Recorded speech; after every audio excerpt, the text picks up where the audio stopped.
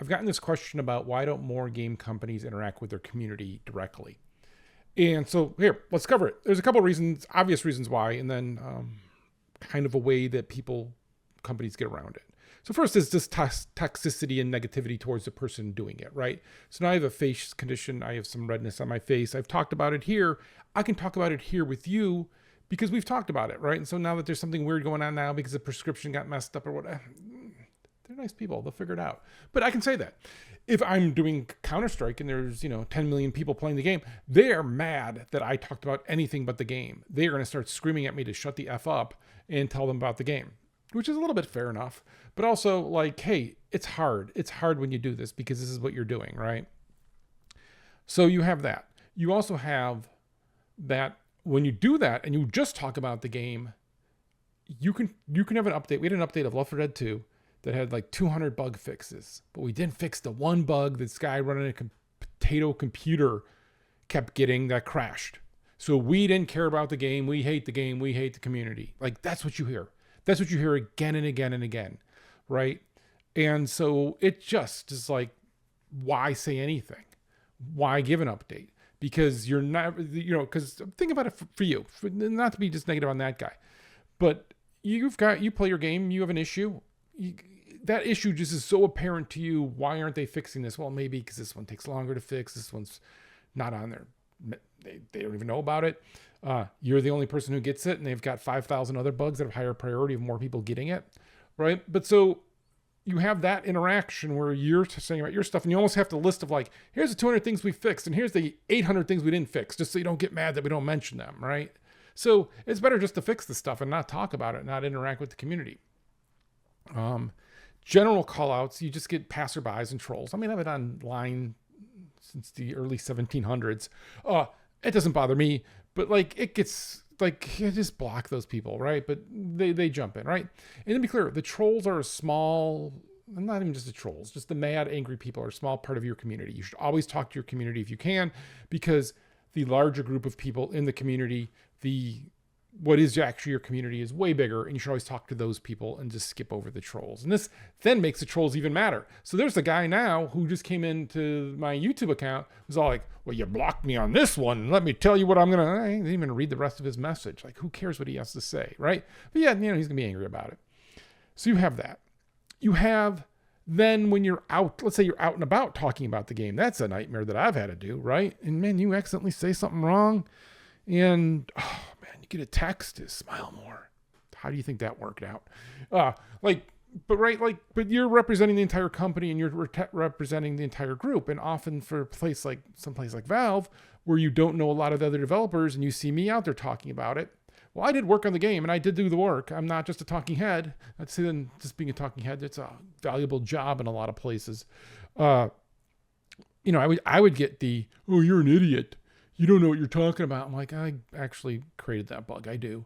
But I mean, and I'm a white dude. Think about if you're a minority. Think about if you're a woman. Boy, think about the facial stuff if you're a woman. Like, man, the passerbyers of what people wear, like they care about that. That's why I wear the same thing every day.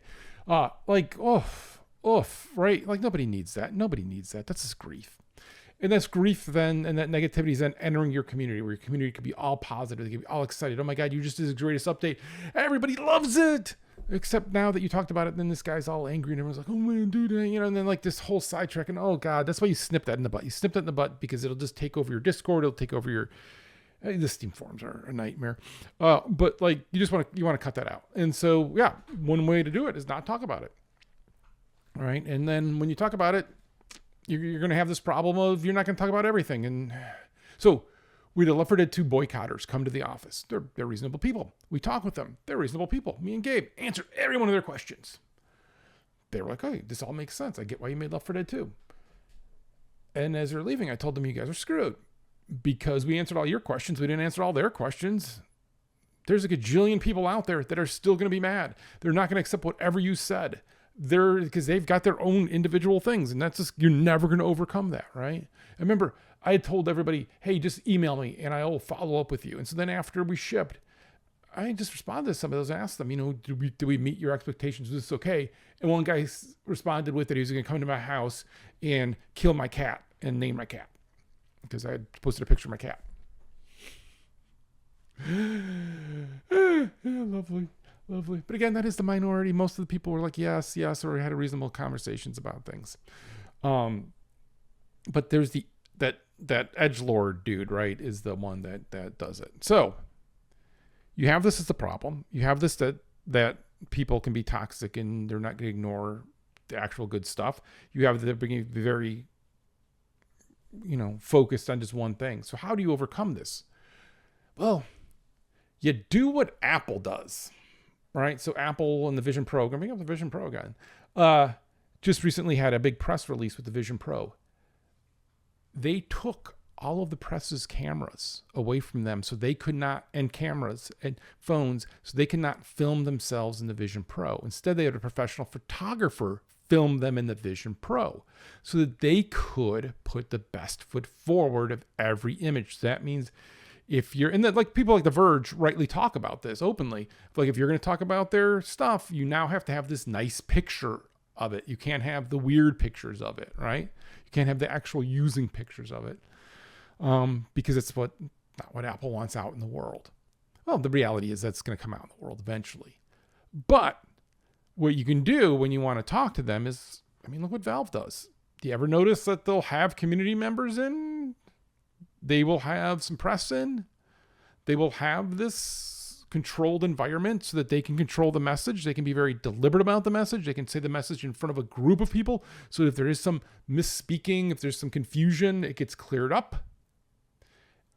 And then that goes forward, right? And then that they take it to their community, and then the whatever game community talks about that feedback, right? And that's a very much more controlled way to do it, because I go out and I'm talking about the Steam Workshop one time, and someone just asked me about Kickstarter. And I said, hey, yeah, Kickstarter is great. If I ever I back Kickstarters back in early Kickstarter. I'm like, if half the things failed, that's okay. Like the other half succeeded, and I get those, and that's cool. And it's a great experiment.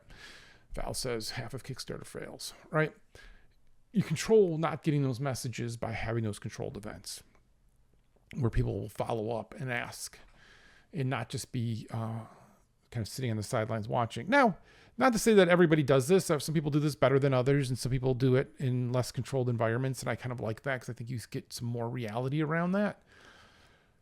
But that's the reason why, right? It's really hard. And then it's really hard to do right when you're out there and you take a lot of abuse while you're out there doing it. And it's also just exhausting and hard. And if you have mush mouth like me, you're going to say something wacky, or I always want to say something new to everybody I talk to so that they have something that they can bring to their audience, right? But equally, like, it's that whole weight of, I don't want to let the team down. I don't want to let the company down. And there's that, right? And so how you do that is then you let them talk to the senior people. So, Gabe didn't program something. Gabe didn't write the joke. So when he talks about the game, he can talk about it at a high level, and you respect that kind of separation. When I talk about it, is Chet taking credit for that? No, but right, like it's a hard thing to do. Yeah. So it is a very hard thing to do well.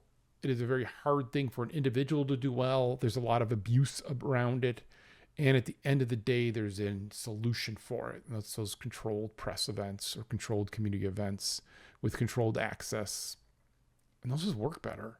And I think at the end of the day, they actually work better for everybody, because it gives a central cohesive point for people to discuss and talk about whatever thing they're talking about. For smaller games, it works better to be more intimate like this and talk about it, because then you could ask more particular questions and we could joke about it and have fun. If you notice, I answer, like people always say, don't answer, like don't even read the comments, and I answer the comments here.